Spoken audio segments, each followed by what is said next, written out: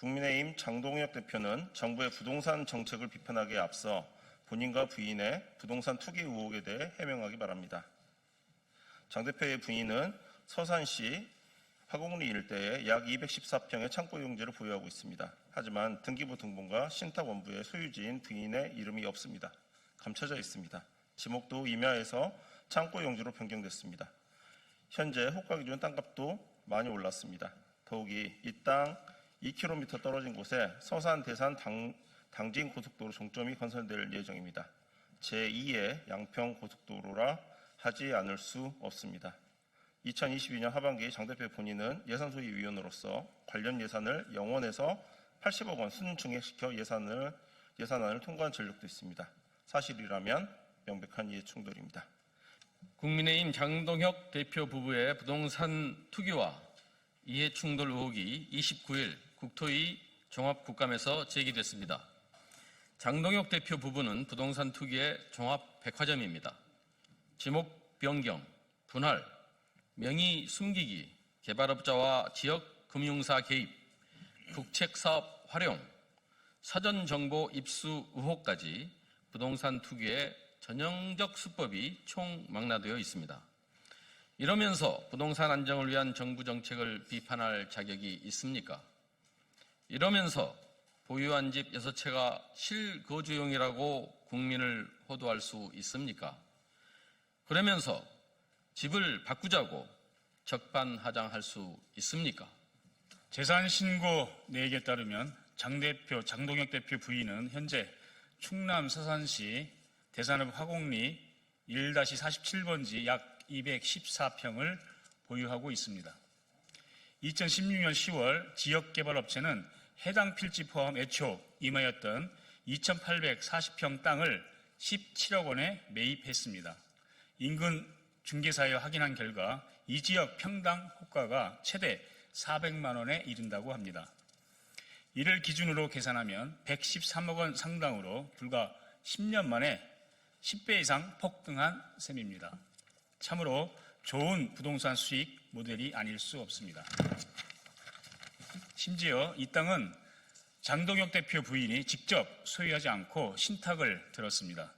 등기부 등본과 신탁 원부를 확인해 보니 2020년 7월에 개발업체가 모 신탁사에 2,840평 필지 전체를 신탁했습니다.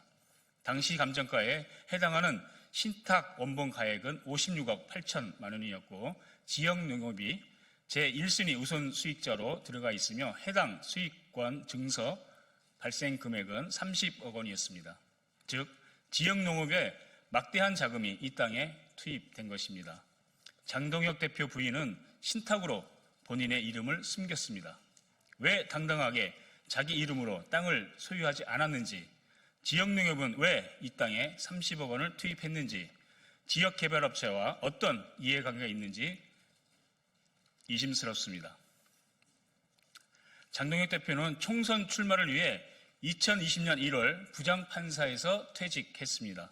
부장판사로서 지역업체와 어떤 유착관계가 있었는지 밝혀져야 합니다. 판사와 지역기업, 부동산, 국민이 의심할 수밖에 없는 전형적인 유착구조 아닙니까? 심지어 2021년 7월에 해당 필지가 임야에서 창고용지로 지목 변경됐고 이때 토지가 17개 필지 등으로 분할됐습니다. 부인이 분양을 받거나 지분 투자한 것으로 보입니다. 분양 받은 것입니까? 지분 투자한 것입니까? 다른 분할 소유자는 대체 누구입니까? 네, 여기에 고속도로 종점이 등장합니다. 서산 대산 당진 고속도로 사업입니다. 이 사업은 2019년 9월 설계에 들어갑니다. 이 땅은 고속도로 종점인 반곡 교차로와 불과 2km 떨어져 있습니다. 19년 설계 시작, 21년경 전후 땅 획득, 사전 정보를 이용한 전형적인 투기 수법 제2의 양평 고속도로 아니겠습니까? 부인은 재산 신고에 6억 1천만 원을 신고했고 지금 호가 기준 가격은 최대 8억 5천만 원이나 됩니다.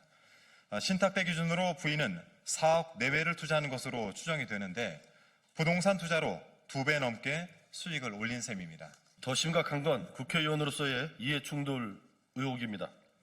2022년 2월부터 서산 대산 당진 고속도로의 타당성 조사가 진행됐고 장 대표는 같은 해 6월 재보궐선거로 국회에 입성했습니다. 이후 10월 예결위 예산소위위원으로 선임되어 11월 서면 질의를 통해 528억 원 증액을 요청했습니다.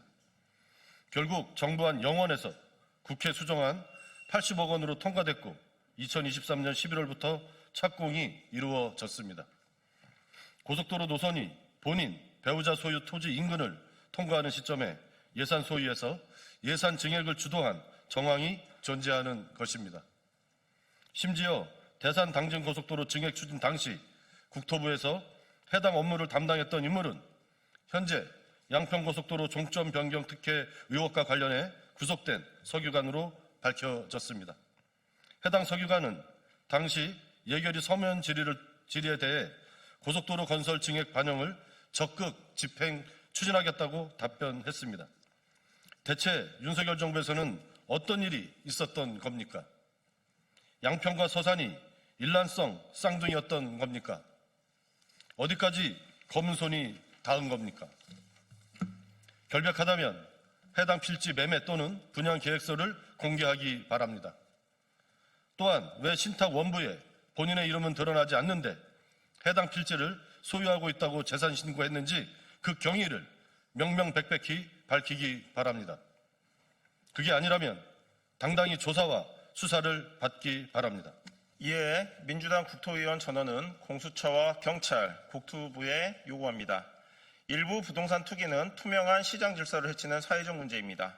장 대표와 부인의 부동산 투기, 편법 동원, 유착관계, 사전정보 취득, 부동산 실명법과 신탁법 위반 여부 등에 대해 즉각 조사 또는 수사하기 바랍니다.